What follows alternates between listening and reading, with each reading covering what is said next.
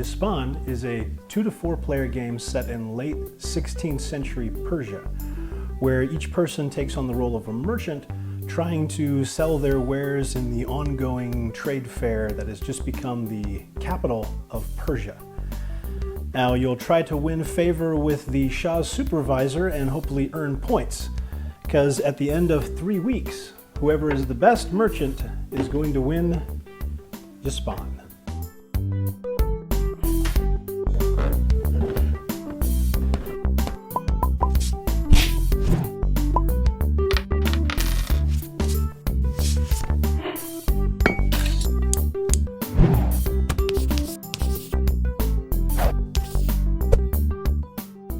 Yspahan is a dice rolling and resource management game by Sebastian Pouchon, which was nominated for the Spiel des Jahres in 2007.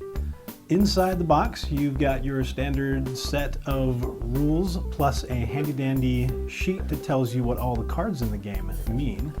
Then there's the player board, which is divided into 4 different neighborhoods.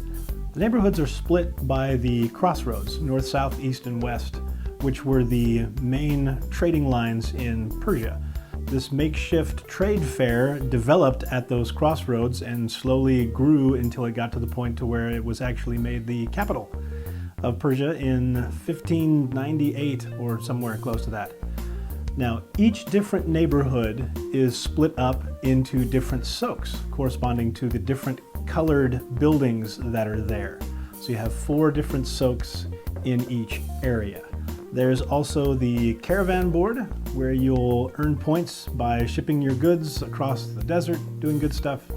You have the tower board, which is where the dice are going to go, and that's what corresponds to how your actions are taking. Those actual dice, white and yellow dice.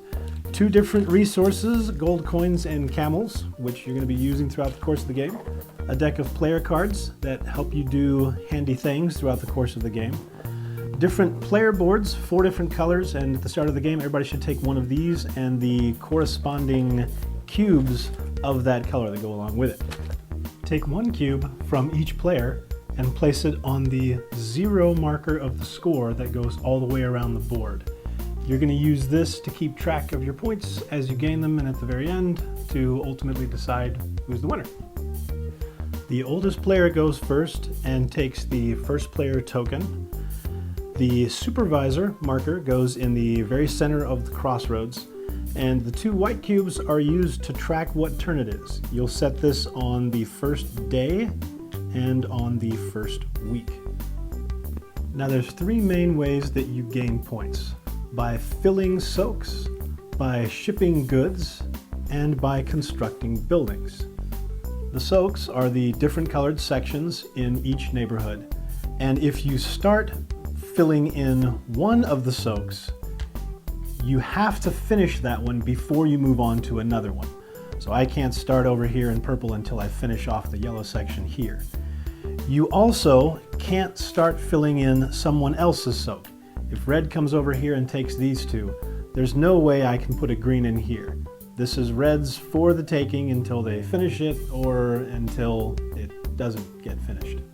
Not finishing a soak isn't really a good thing, because you're only going to get the points for it if you can manage to fill it completely before that week runs out.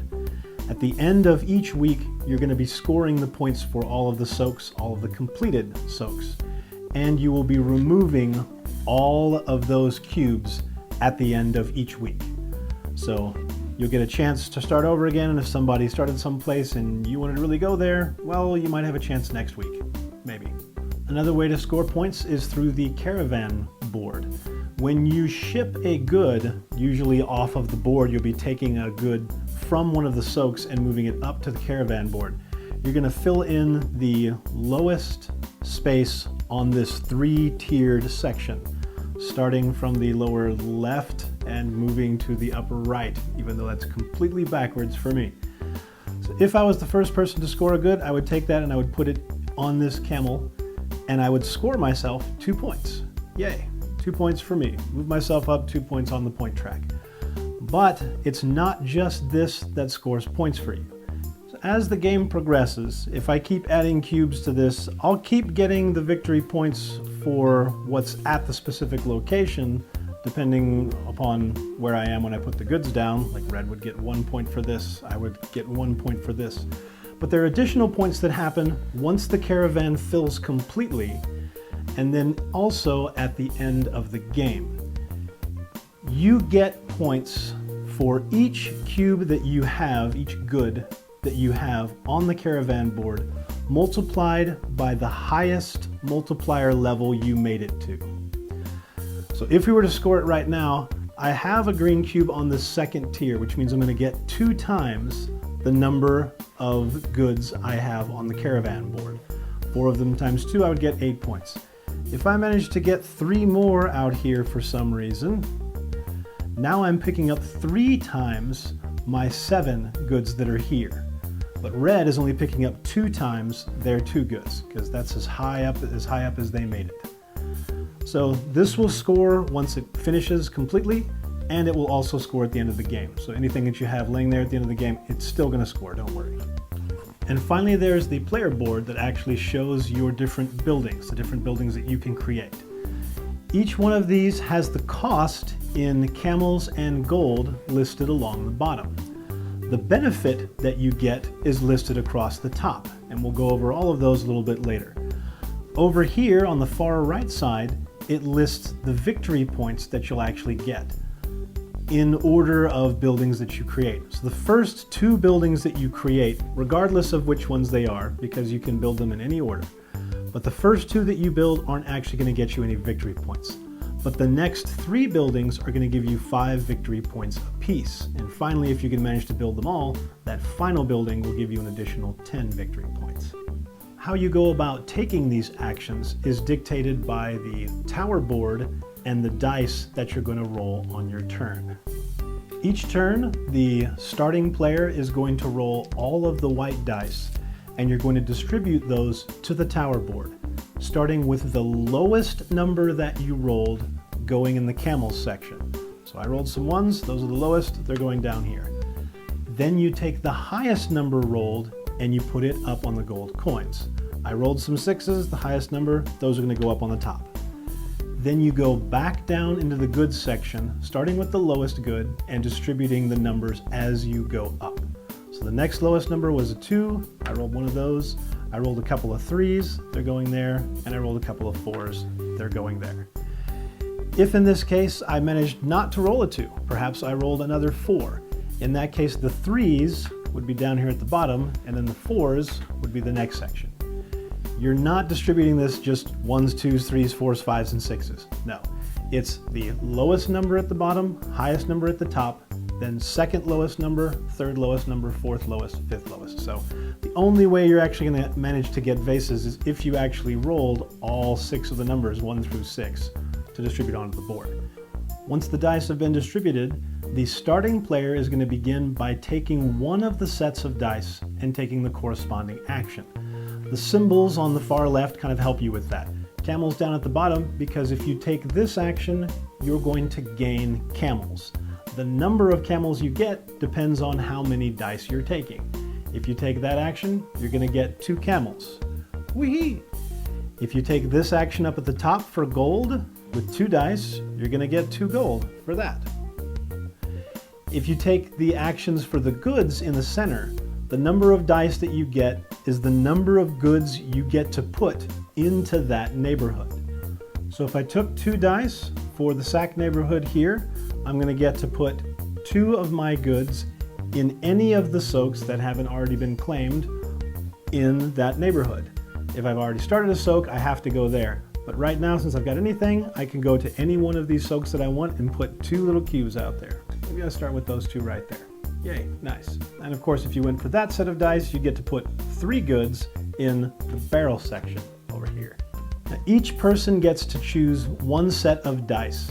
And then once everyone has chosen a set of dice and done their action, it's going to be the end of that turn. Starting player will pass to the next person. They'll begin by rolling the dice, distributing, and taking actions as you go. Also, once you choose your dice and you take your corresponding action, after that, each player has the option of constructing one of the buildings on their player board at that time. but you're limited to only one of these each turn. There are also two other things that you can do instead of simply getting gold and camels and putting your goods out here. This is one of the possible aspects for each level that you go to. On the far right, it tells you what your three different possibilities are. The bottom is the only one that can get you camels. Top is the only one that can get you gold. The four in the middle are the only ones that can get you goods. But they each have two other symbols on them, the white pawn and then the symbol of a card. Because for each set of dice, instead of taking the camel or gold or goods action, you could also, if you want, decide to take a single card. This one will help you during the course of the game, and you can play these on your turn. And you can also move the Supervisor. This is how you get your goods up to the caravan. If I'd already taken this action and had these goods out here, now I can take an action to try to move the Supervisor instead. Suppose I took an action of a couple of threes that were rolled, and I said, okay, I'm going to take that. But instead of doing any of the goods or any of that good stuff that was out there, I'm going to use it to move the Supervisor. Regardless of how many of the dice were actually rolled, whether it's 2, 3, or 4, or whatever, I'm only going to move the Supervisor the number of pips on one die. So in this case, I'm going to move the Supervisor 3 spaces. I've got to move the Supervisor in one direction, exactly 3 spaces. So I can go 1, 2, 3 spaces, and now he's right in front of this building. If he's there, the person who has that good must move that good up to the next available spot on the caravan and score the points for it. Now, if you happen to have a camel in your supply, you can pay that camel so that instead of moving it from the board, you move it from your supply up here. Now, my soak stays relatively full, and I don't have to worry about trying to refill that spot anymore. This comes into play quite a bit through the course of the game. Also, suppose I didn't have a 3 as an option. Suppose my only option out there for moving the Supervisor was a 2. If you happen to have gold sitting around that you've collected already, you can use the gold to alter the amount that the Supervisor moves. I have to move him exactly 2, but then I can pay gold to either increase or decrease that move by 1 for each gold. So I can simply pay 1 more gold and say, okay, I'm going to pay a gold, move him 1 more space, go there. I don't have any camels right now, so I have to move my good up. Oh, goodness, there we go. And hopefully I can find a way to refill that soak before the end of the week. Once the turn is done, I'm going to pass my start player marker to the next person. We're going to move it to the next day, and they're going to start by rolling the dice, and we're all going to take actions again. We'll keep passing that marker around and keep taking turns until the end of the week, once it's at day 7. At that point, when that turn is complete, you'll reset this down to day 1. You'll move your week marker up to week 2, and you will score all of the full soaks, and you will remove all of the goods, whether they're in a completed soak or not. All of the goods will be removed for the next week. You play through 3 weeks like that. At the end of the 3rd week, whoever has the most points is the winner. That is the gist of the game, but there are a few intricacies that we can go over now. Plus, we can talk about all the good stuff that happens on this fun-loving board. First development on the player board is the little camel farm. Once you've built this by paying 2 camels, after that, each time you take the camel action on the tower board, you're going to gain 1 additional camel.